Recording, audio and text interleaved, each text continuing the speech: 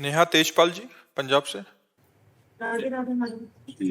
राधे राधे महाराज जी। महाराज जी, हमारे परिवार में बच्चे अच्छे आचरण रखते हैं, शुद्ध भोजन पाते हैं, भगवान में विश्वास रखते हैं और नेक कर्म करने में भी विश्वास रखते हैं, परंतु उन्हें हर बार समझाने के लिए तर्क और प्रमाण की आवश्यकता होती है। हम उन्हें यह समझाने में असमर्थ होते हैं कि हमारे पिछले जन्मों के कर्मों के हिसाब से हमें इस जन्म में देना होता है, वो इस जन्म में हमारा द्वारा नवीन कर्म बनाए जा रहे हैं। उनका कहना है कि जब हमें पिछला जन्म याद ही नहीं तो हम ये कैसे मान लें कि हमें पुराने कर्मों का फल मिल रहा है। इन बच्चों को ये अब कैसे तर्क को कैसे समझा। अभी इसी जन्म में आप सब लोग, हम सब लोग 9 महीने माता के गर्भ में रहे, कुछ याद है किसी को? आप प्रमाण दे सकते हो कि आप गर्भ में थे? नहीं। आप देख लीजिए, है नहीं? आप 15 दिन पहले क्या खाए थे, आप प्रमाण दे सकते हैं? 15 दिन की बात है, आपको बहुत गणित लगानी पड़ेगी, फिर पूर्व जन्म की स्मृति कैसे आपको जागृत हो सकती है। तो हमको मानना होता है, हम माँ के गर्भ में थे, मानना ना। देखो, हर चीज प्रमाण से ही नहीं होती, मानने से होती है। जैसे हम कहते हैं हम कैसे माने कि ये पिता हमारे हैं, तो इसका प्रमाण माँ है, वो बोलेगी, उसके वचन पर हमें चलना होगा। माँ कहती है ये पिता है तो हमें मानना होगा वे पिता है, हम उसमें तर्क नहीं रख सकते, हमें तो मानना होगा, मानने से जानना होगा।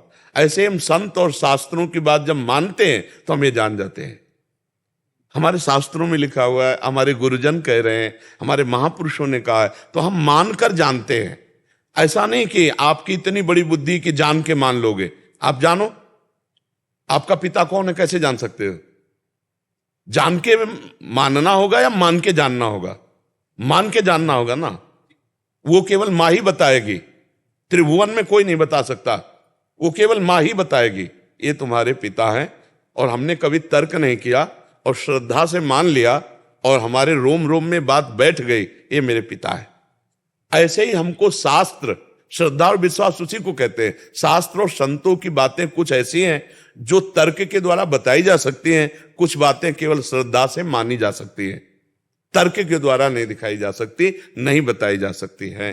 तर्क उसमें हर जगह तर्क नहीं कर, लेकिन आज तक कोई पुत्र ऐसा प्रश्न नहीं किया अपनी मां से, नहीं किया ना। ऐसे ही गुरु और शास्त्र पर विश्वास रखना चाहिए। शास्त्र और गुरु ये असत नहीं है। जैसे हम मां के गर्भ में रहते हुए भी हमें 1% भी ज्ञान नहीं है कि मैं गर्भ में था, कैसा था, सुख था कि दुख था, लेकिन सब हम गर्भ से आए हैं, तो हमें अभी उसका याद नहीं, मात्र अभी इसी जन्म की बात है। अरे भाई, कोई 25 वर्ष का है, कोई 35 वर्ष का है, मात्र 30-35 वर्ष की बात, पहले की बात है कि हम ऐसे एक कोठरी में थे जिसकी बगल में मल था, मूत्र था, और हम झिल्लियों से बंधे हुए एक लिबलिबे पदार्थ के भीतर एक कीड़े की तरह छटपटा रहे थे। 9 महीने उस गर्भ में रहे, है ना।